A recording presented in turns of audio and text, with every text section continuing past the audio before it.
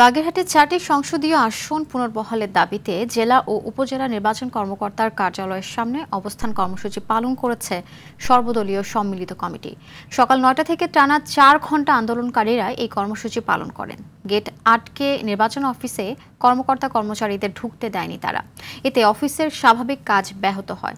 এর আগে মঙ্গল ও বুধবারে হরতালে প্রত্যাহার করে এই কর্মসূচি পালনের সিদ্ধান্ত নেয় আন্দোলনকারীরা।